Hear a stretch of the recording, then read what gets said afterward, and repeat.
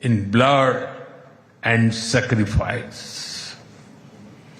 During the First World War, more than 4,000 Indian soldiers laid down their lives in this region. The cavalry charge at Haifa in September 1918 remains a significant chapter in military history. Major Thakur Dalpat Singh, remembered as the hero of Haifa, symbolized the shared history. During my last visit, I was deeply moved to pay my respect at the Haifa Memorial for Indian soldiers. Honorable members, last month, the world marked the International Holocaust Remembrance Day. The Holocaust stands as one of humanity's darkest chapters. Yet, even in those turbulent years, some acts of humanity stood out. The Maharaja of Navanagar in Gujarat, also known as the Jam Sahib, offered refuge to Polish children, including Jewish children who had nowhere else to turn. I am told that a statue of Jam Sahib was unveiled in Moshav Nevatim recently. Thank you. Thank you for this honor and remembrance. Honorable members, after India's independence, many Indian leaders felt a kinship with the people of Israel. India's parliamentary debates of the 1950s are witness to their admiration for Israel's effort to develop agriculture in the desert. The kibbutz movement of Israel inspired our leaders like Acharya Vinoba Bhave and Loknayak Jayaprakash Narayan. First in my home state Gujarat and now across India, I've seen the approach of per drop, more crop work wonders in agriculture. My own first visit to Israel was in 2006 as the Chief Minister of Gujarat. Later in 2017, during my visit to Israel as Prime Minister, our two countries elevated the relationship to a strategic partnership. Since then, our engagement has expanded in scale and scope, and we are committed to further consolidate this relationship across many sectors. Honorable members, for the last few years, India has been the fastest growing major economy in the world. Soon, we will be among the top 3 economies globally.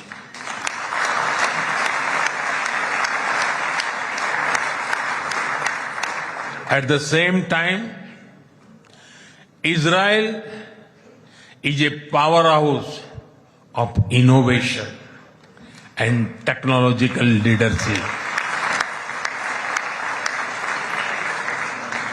This creates a natural foundation for our forward-looking partnership. We are committed to expanding trade, strengthening investment flows, and promoting joint infrastructure development. The bilateral investment treaty signed last year will provide confidence and predictability to our businesses. In the last few years, India has concluded a number of important trade agreements with other nations. To your west, the European Union and the UK. To your east, the UAE and Oman. Our bilateral goods trade has grown significantly in recent years, but it does not reflect the full scope of opportunity. That is why our teams are working hard to negotiate an ambitious free trade agreement. It will unlock the vast untapped potential in our trade relationship. We will also work closely in different formats, such as India, Middle East, Europe Economic Corridor, and the I2U2 framework between India, Israel, UAE, and the US. Defense and security is another important pillar of our partnership. In November last year, we signed an MOU on defense cooperation. In today's uncertain world, a strong defense partnership between trusted partners like India and Israel is of vital importance. Honorable members, Israel is often called the startup nation. In recent years, we have also been working to unlock the innovation and creativity of our youth. I recall that in 2018, Prime Minister Netanyahu and I inaugurated the I Create Technology Business Incubator in India. Since then, it has supported nearly 900 such startups. Last week, we hosted the world's largest and the most democratized AI Impact Summit with representatives from over 100 countries. Our aspirational spirit aligns naturally with Israel's innovation ecosystem. I see a lot of synergies in areas such as quantum technologies, semiconductors, and artificial intelligence. We are also working with Israel on creating cross-border financial linkages using our digital public infrastructure. Honorable members, I mentioned how inspiring we found Israel's agricultural miracle in desert. Israeli expertise in precision irrigation and water management has already transformed agricultural practices in India. Together, we have established 43 centers of excellence across India that have provided training to more than 500,000 farmers. We should now set an ambitious goal to expanding to 100 centers to benefit millions of farmers and fishermen. Honorable members, at the heart of the India-Israel partnership are the ties between our peoples. When I first visited Israel in 2006, there were a handful of yoga centers in Israel. Today, yoga seems to be practiced in almost every neighborhood. I am told that interest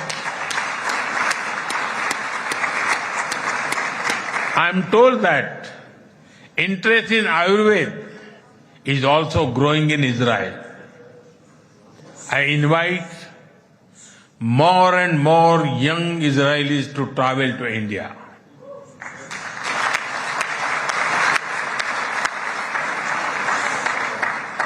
They will witness the dynamism of our society and experience what holistic wellness can do for the body and the mind.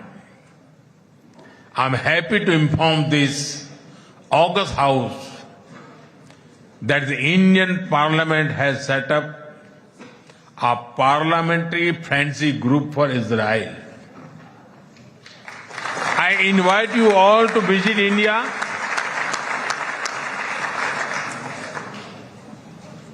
and look forward to having more exchanges between our members of parliament.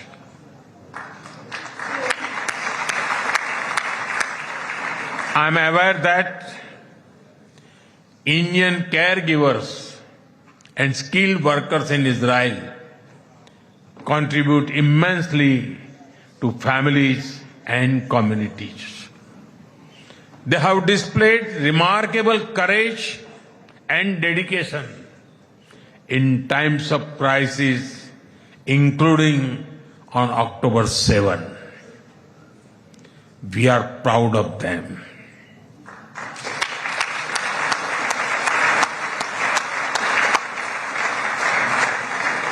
As the Jewish teachings reminds us, whoever saves one life saves the entire world.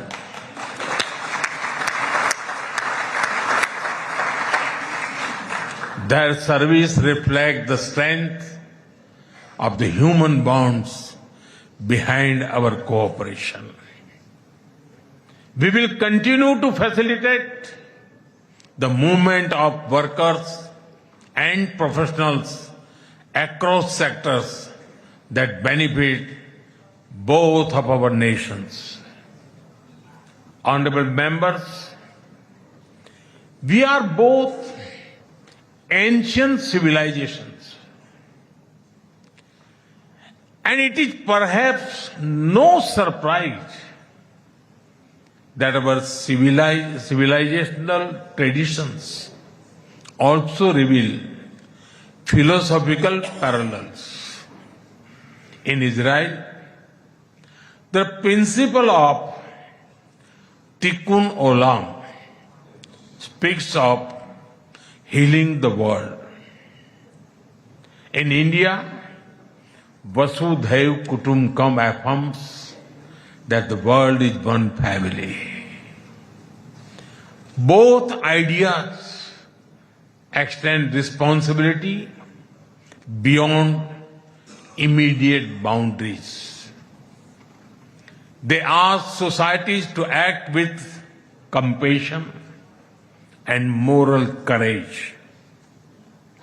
Judaism emphasizes halakha, guiding everyday conduct through law and practice.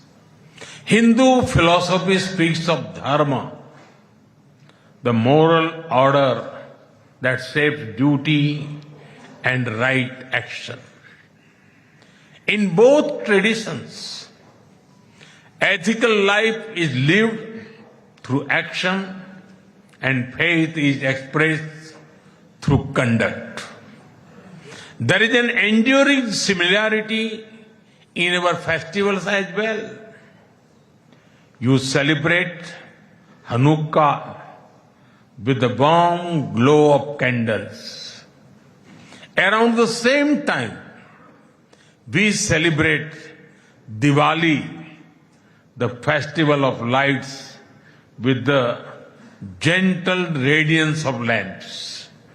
Soon, India will celebrate the festival of Holi, filled with happiness and color. And around the same time, Israel will also celebrate Purim with enthusiasm and joy.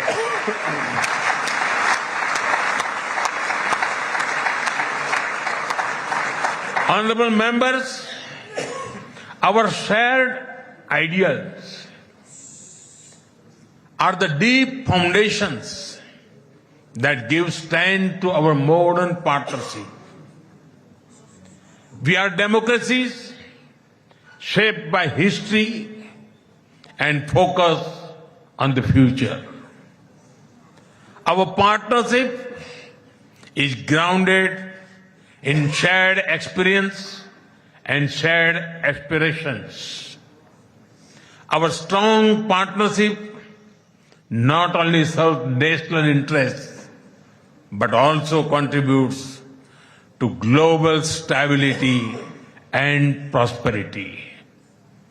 Let us ensure that the friendship between India and Israel remains a source of strength in an uncertain world.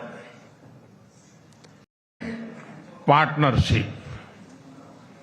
I thank you, Mr. Speaker, for your kind invitation and for your wonderful gesture of lighting up the Knesset in Indian colors. Your visit to India 3 years ago was the first by a Speaker of the Knesset, and thanks to you, I am the first Prime Minister of India to address this august gathering.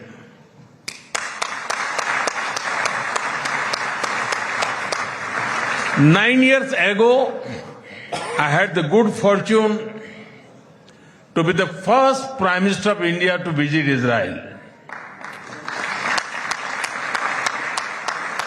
And I'm very happy to be here again, returning to a land to which I have always felt drawn. After all, I was born on the same day that India formally recognized Israel, September 17, 1950.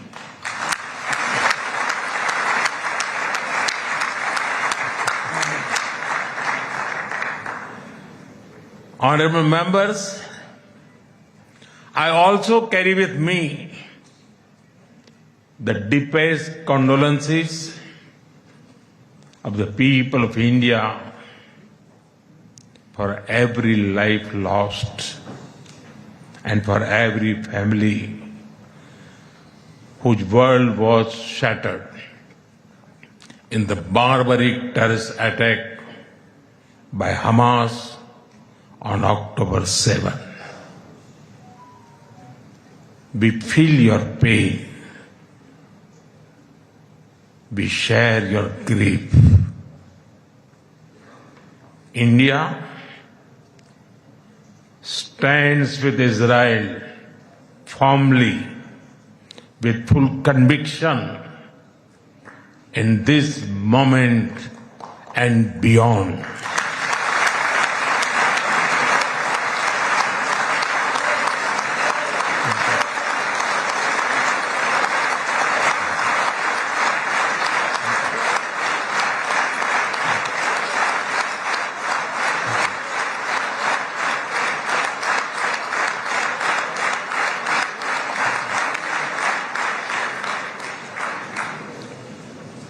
No cause can justify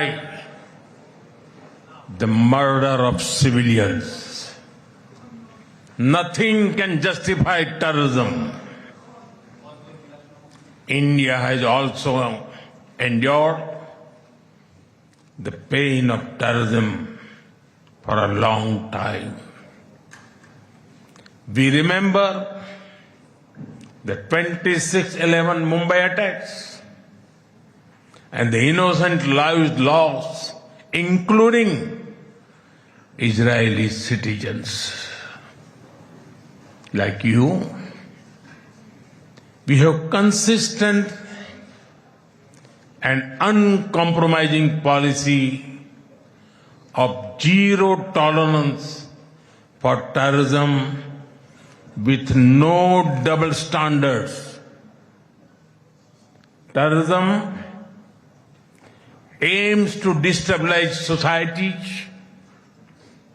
to block development, and to erode trust. Countering terrorism requires sustained and coordinated global action because terror anywhere threatens peace everywhere. That is why India supports all efforts that contribute to durable peace and regional stability. Some years ago, when you concluded the Abraham Accords, we applauded your courage and vision. It was a moment of new hope for a long troubled region. Since then, the situation has changed significantly. The path is even more challenging. Yet, it is important to sustain that hope. The Gaza Peace Initiative that was endorsed by the UN Security Council offers a pathway. India has expressed its firm support for the initiative. We believe that it holds the promise of a just and durable peace for all the people of the region, including by addressing the Palestine issue. Let all our efforts be guided by wisdom, courage, and humanity. The road to peace is not always easy, but India joins you and the world for dialogue, peace, and stability in this region. Honorable members, in India, there is a great admiration for Israel's resolve, courage, and achievements. Long before we related to each other as modern states, we were linked by ties that go back more than 2,000 years. The book of Esther refers to India as Hodu. The Talmud records trade with India in ancient times. Jewish merchants traveled across sea routes that connected the Mediterranean with the Indian Ocean. They came seeking opportunity and dignity. And in India, they became one of us. Jewish communities have lived in India without fear of persecution or discrimination. They have preserved their faith and participated fully in society. That record is a source of pride for us. Honorable members, the Bene Israel of Maharashtra, the Kochini Jews of Kerala, the Baghdadi Jews of Kolkata and Mumbai, and the Bene Menashe of the Northeast have enriched India. In my home state, Gujarat, there is a school set up by a Bene Israeli family, Mr. and Mrs. Best. It is an excellent school, and of course, it is called the Best School.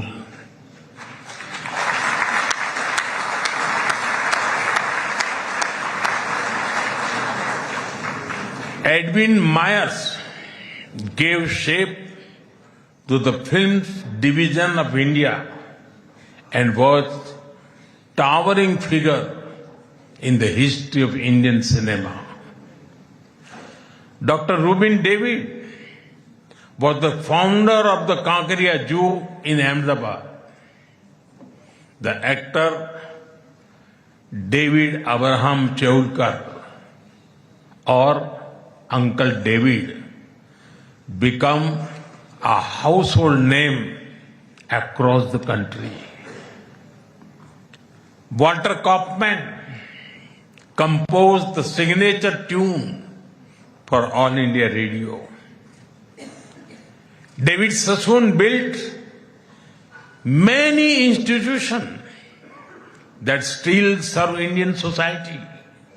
And of course, the heroic contribution of Lieutenant General J.F.R. Jacob during the 1970 war with Pakistan is widely known.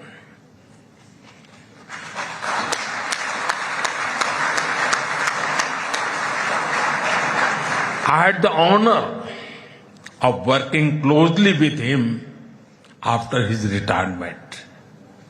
We discussed India-Israel relations among many other things over many cups of tea. There have been countless others whose contributions are woven into India's rich fabric of life.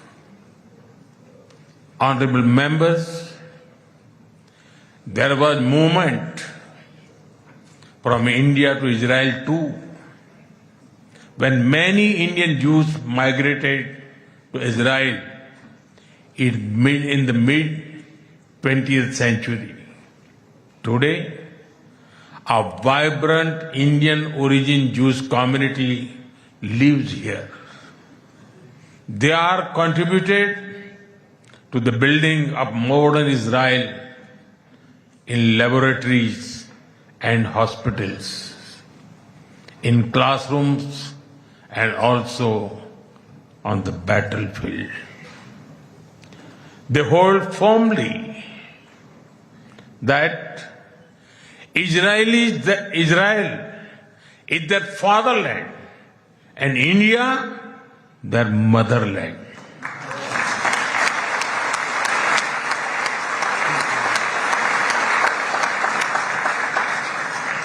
We are proud of them.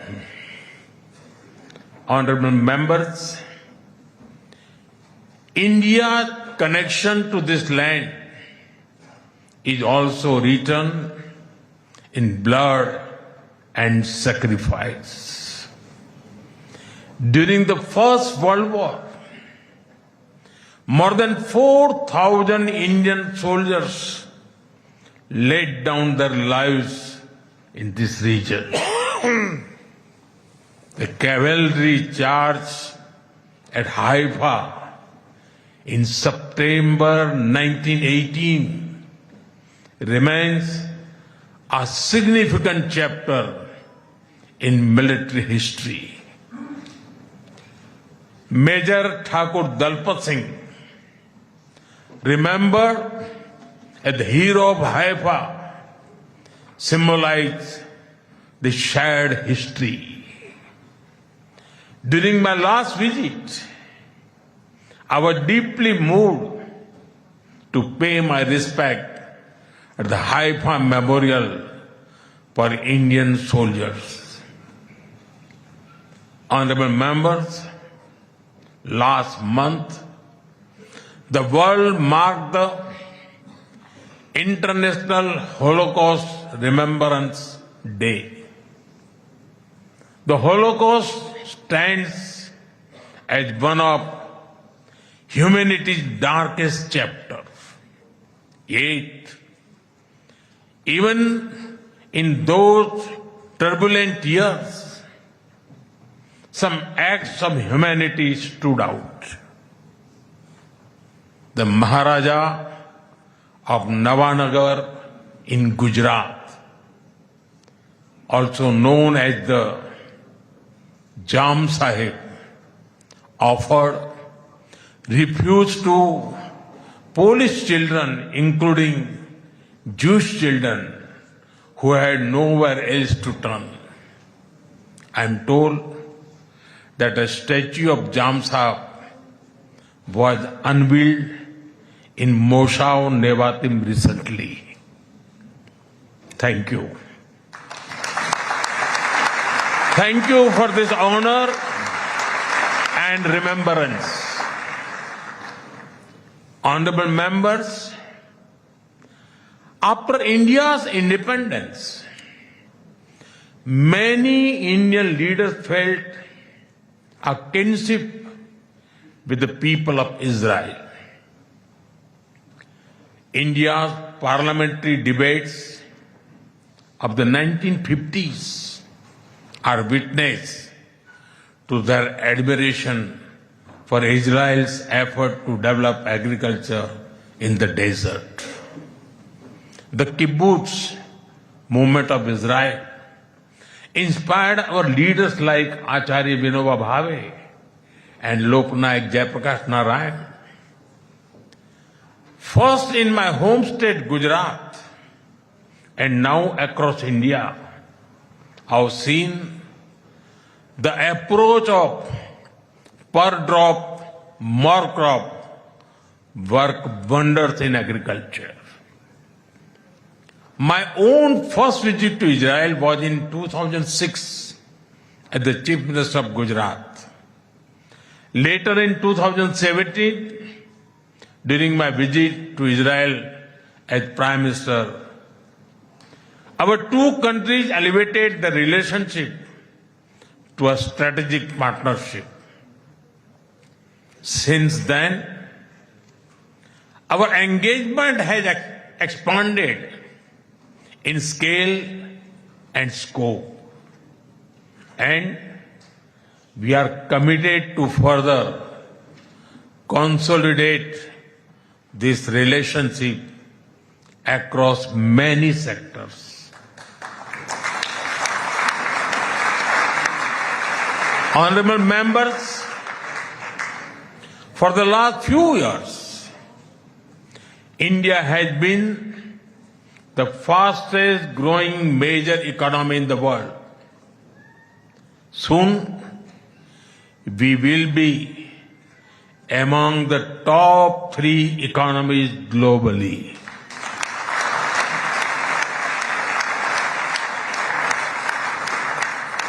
At the same time, Israel is a powerhouse of innovation and technological leadership.